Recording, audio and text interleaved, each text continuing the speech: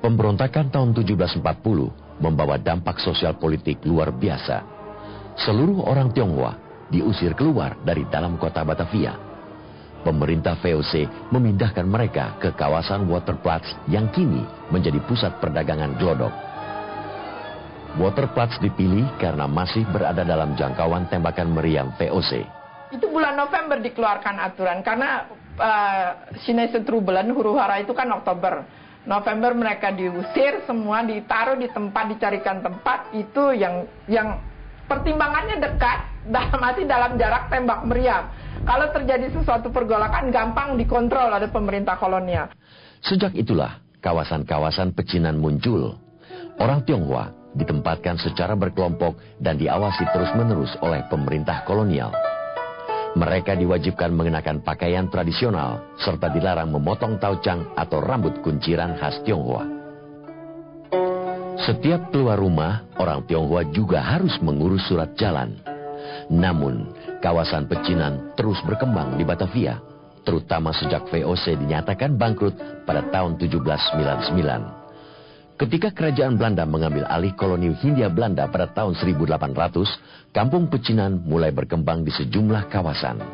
Antara lain di Kali Besar, Pasar Baru, Grogol, dan Pasar Senen. Pada paruh pertama abad ke-19, orang Tionghoa umumnya lebih suka mengembangkan kawasan pecinan berdekatan dengan rumah pribumi. Pesatnya laju pembauran terjadi karena sejak tahun 1740 tidak ada imigran Cina yang datang ke Hindia Belanda. Ada masa di mana selama hampir 100 tahun tuh orang Tionghoa udah nggak ada lagi yang datang dari China karena ada pembatasan dari sana. Di sini pun ada pembatasan.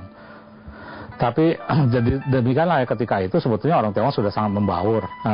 Mereka pada umumnya sudah tidak bisa berbahasa Tionghoa ya, atau itu dialek.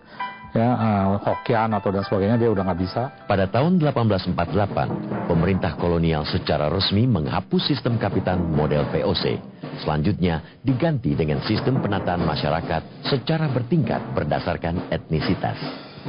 Orang Belanda dan keturunan Eropa menduduki posisi elit sebagai warga negara kelas 1. Sedangkan golongan timur asing menempati posisi tengah. Dan kaum pribumi menempati kelas terbawah dinamai kaum inlander.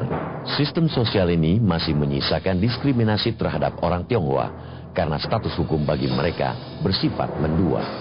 Jadi mereka ada istilah hukumnya gelijkgesteld met de inlanders. Jadi dipersamakan dengan orang pribumi, bukan gelijkgesteld met de Eropa, de Europeanen. Kami dianggap asing, tapi kok disamakan di HC itu disamakan dengan pribumi. Tadi saya cerita, jadi dalam kasus hukum, dia itu dipecah. Jadi kalau ada orang Tionghoa yang terlibat hukum pidana, jadi maling, perampok, pembunuh, dia harus ikut hukum pribumi. Dia harus diadili di Landrat. Ya? Nah, kalau dia urusan pilot, warisan, apa itu, pokoknya kaitan dengan dagang, segala macam, utang piutang, dia harus ikut hukum Eropa. Ya, jadi dia harus diadili di Ratan Justisi. Sistem sosial yang rasialis ini sengaja dirancang untuk mendukung industrialisasi melalui tanam paksa dan pembukaan tambang-tambang baru di Hindia Belanda.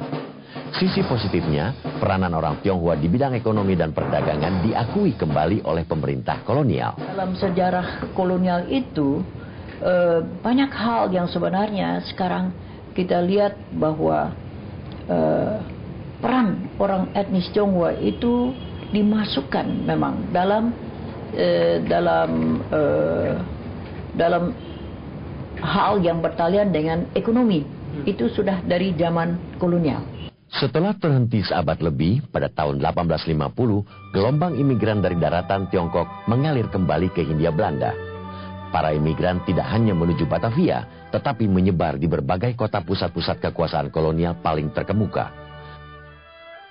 Gelombang imigran ini disebut Cina Totok, dan sebagian besar berasal dari suku Hokkien. Imigran Totok lainnya berasal dari suku Keh. Ia terkonsentrasi di kawasan perkebunan dan pertambangan di Pulau Sumatera, Kalimantan, dan Kepulauan Bangka Belitung. Imigran Totok umumnya terjun ke dunia perdagangan dan sangat menjaga identitas kebudayaan mereka. Pada sisi lain, golongan peranakan yang terdidik dalam sekolah Belanda di Batavia umumnya menjadi kaum profesional. Di akhir abad 19, golongan Totok mendirikan sekolah-sekolah Tionghoa di berbagai kota. Dari sekolah inilah, golongan Totok secara perlahan mulai tumbuh menjadi kekuatan baru. Bahkan, memasuki abad ke-20, jaringan perdagangan di Hindia Belanda telah dikuasai golongan Totok. Ketika Gubernur Jenderal De Jonge berkuasa tahun 1930 di Batavia, masyarakat Tionghoa telah terbagi dalam 3 golongan besar. Golongan pertama ditempati golongan Totok yang berorientasi ke Tiongkok. Golongan Totok mendirikan surat kabar Sinpo, namun tidak aktif dalam politik. Golongan kedua adalah golongan peranakan, umumnya berhimpun dalam Chunghuahue yang berorientasi ke Hindia Belanda. Golongan terakhir adalah golongan Tionghoa pendukung gerakan kemerdekaan Indonesia. Golongan terakhir ini di bawah pimpinan Lim Kun Hian mendirikan Partai Tionghoa Indonesia pada tahun 1930 di Surabaya.